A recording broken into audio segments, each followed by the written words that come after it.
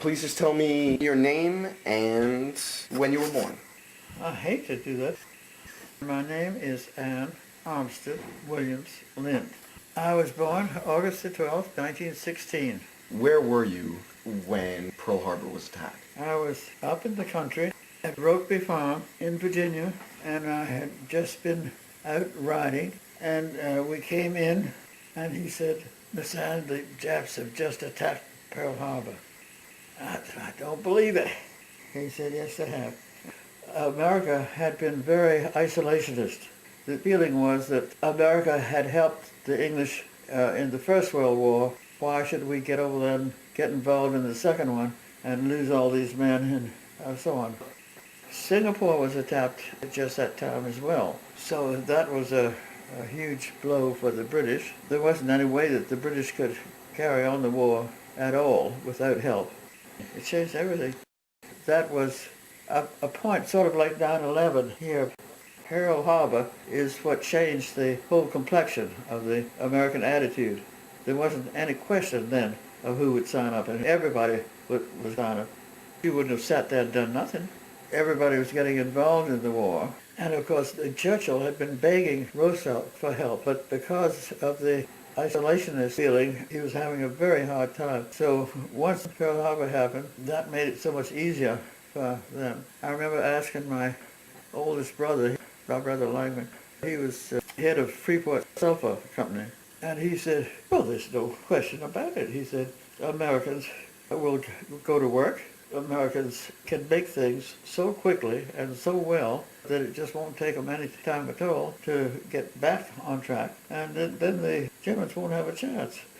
He was very prophetic and knew that I was not the military type and would never be. And so I wrote to the Red Cross, sent in my resume, asking for a volunteer job, and they said, "You're just what we want. Come to Washington immediately." I was working in New York at Macy's in the advertising department. My sister Suzanne was planning to drive back into Washington that night, and I was planning to drive with her and go on back to my job in New York. So we hurried up and took off and drove to Washington. I really want to get the story of you and Papa in New York.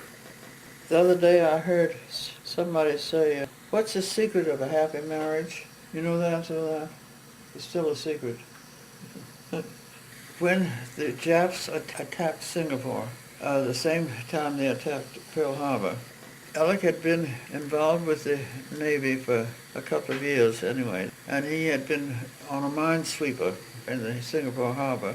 Eventually, when the Japs were closing in all around, the British had expected the Japs to attack from the water, but not at all. They had taken the area north of Singapore and were coming down attacking Singapore from the north. So there is several books in there called SOE, Special Operation Executive. And when you signed up for that, you had to commit yourself to the never ever revealing that you were any part of it, that you'd ever heard anything about it, never one word.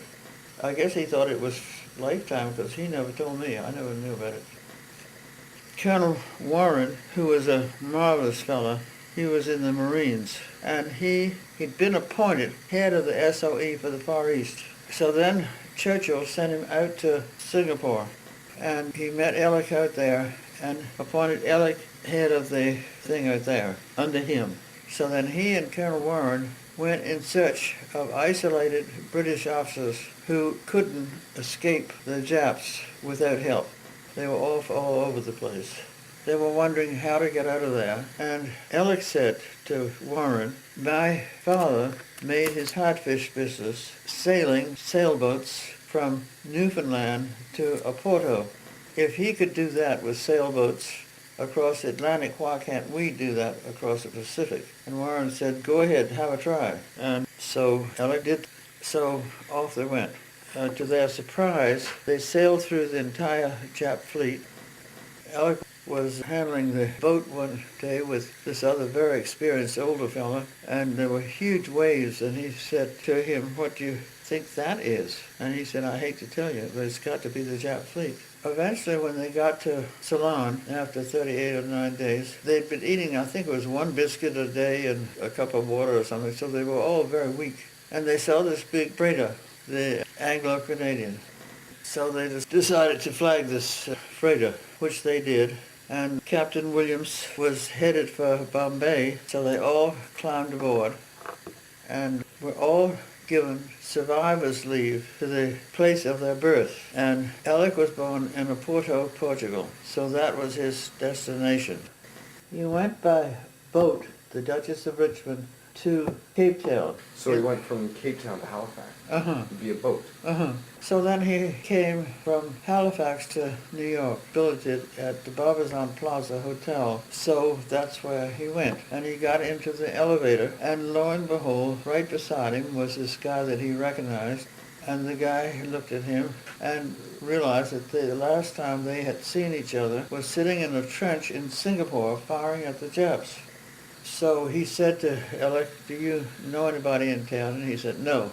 And he said, well, would you like to go out tonight? And he said, yes.